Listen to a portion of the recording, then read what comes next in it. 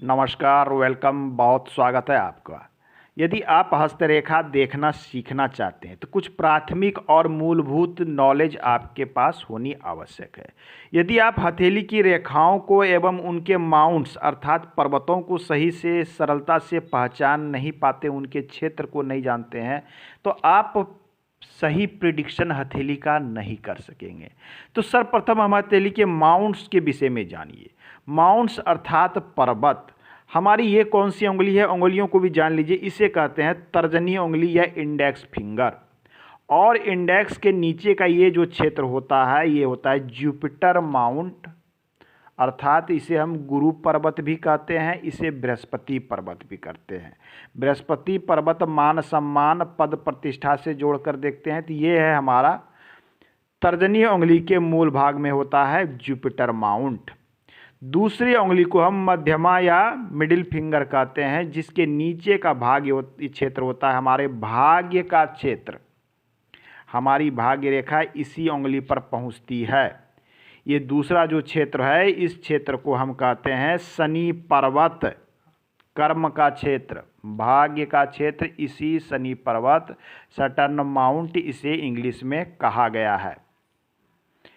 तीसरी हम महत्वपूर्ण चीज़ों की बात करें तो तीसरी उंगली है यहाँ पर, ये जो उंगली है जिसे हम कहते हैं इंडेक्स फिंगर, ये रिंग फिंगर या फिर अनामिका उंगली इसे हिंदी में कहते हैं। कुछ लोग इसे सूर्य की उंगली भी कहते हैं। इसके मूल भाग में सूर्य पर्वत का स्थान होता है। पर्वत का स्थान कितना होता है ये देख लें, ये है हमारी हृदय रेखा। और गुरु पर्वत मस्तिष्क रेखा तक, शनि पर्वत हृदय रेखा तक, सूर्य पर्वत हृदय रेखा तक, इतना क्षेत्र सूर्य का होता है। जीवन में सफलता का कारक सूर्य को माना जाता है। सूर्य जितना उन्नत होगा, शुभ अवस्था में होगा, जीवन में उतनी अच्छी सफलता मिलने की संभावना रहती है। तो ये है हमारा सूर्य पर्वत। कनिष्ठिका या छोटी उंगली या लिटिल फिंगर इसे कहते हैं। इसके नीचे का क्षेत्र होता है बुध पर्वत, मरकरी माउंट। व्यक्ति कितना बात करने में, विचार करने में कुशल होगा, मैनेजमेंट कितना अच्छा होगा, ये बुध बताता है। वाणिज्य में कितना कुशल होगा, नए कार्य नई सोच में कितना तेज होगा, ये बुध बताता है। आपकी बात करने की शैली, वाक कला, वाणिज्य की समझ, ये है मरकरी माउंट या बुध पर्वत इसे कहते हैं। ये भी हृदय रेखा के ऊपर होता है। अब हृदय रेखा के नीचे की पार्ट पे आ जाइए। ये तो हो गई हमारी 4 माउंट्स यहाँ से। अब जब हम अन्य माउंट्स को देखते हैं, ये माउंट्स होता है मंगल का क्षेत्र। ये होता है बाह्य मंगल, ये है आंतरिक मंगल। 2 मंगल का क्षेत्र आपके पास है। तो मंगल पर्वत हमारे 2 स्थान पर होता है, ये आपको ध्यान में रखना चाहिए। ये है निम्न मंगल या बाह्य मंगल, और इंटरनल और एक्सटर्नल मंगल भी इसे हम कहते हैं।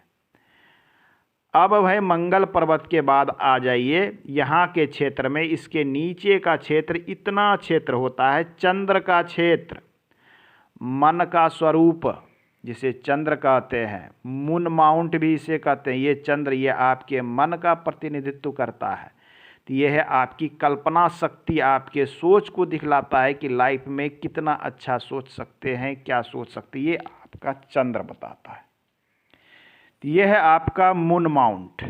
नेक्स्ट हम बात करें मून माउंट के पास नीचे का ये स्थान होता है केतु का स्थान, राहु और केतु। ये स्थान है केतु का स्थान। ये है मून, ये है मंगल। ये मैं इसे मंगल लिख देता हूँ, चलिए मैं एम से ही लिखता हूँ, मंगल, मून, और ये है केतु। केतु को अध्यात्म एवं मोक्ष से जोड़कर देखा जाता है। केतु कहाँ होता है तो आपके चंद्र और ये आपकी मणिबंध के ऊपर का मिडिल वाला क्षेत्र। अंगूठे में ये क्षेत्र होता है शुक्र का क्षेत्र, और यहाँ होता है ये मंगल का, निम्न मंगल, उच्च मंगल।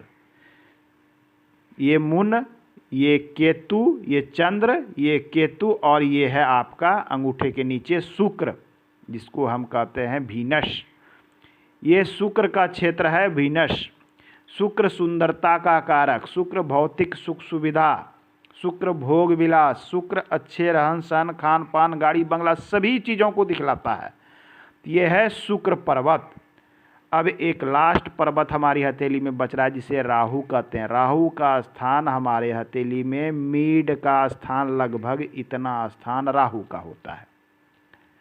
कंफ्यूजन में ना पड़े, ये मिडिल का राहु, ये गुरु, ये शनि, ये सूर्य, ये बुध, ये बाह्य मंगल, ये आंतरिक मंगल, ये आपका शुक्र, ये केतु और ये चंद्र, सभी ग्रह हथेली में कहाँ किस प्रकार से विराजमान है, इसे सबसे पहले आप समझ लें। जब आप इन चीज़ों को समझ लेते हैं तो प्रिडिक्शन करना बहुत ही सरल हो जाता है।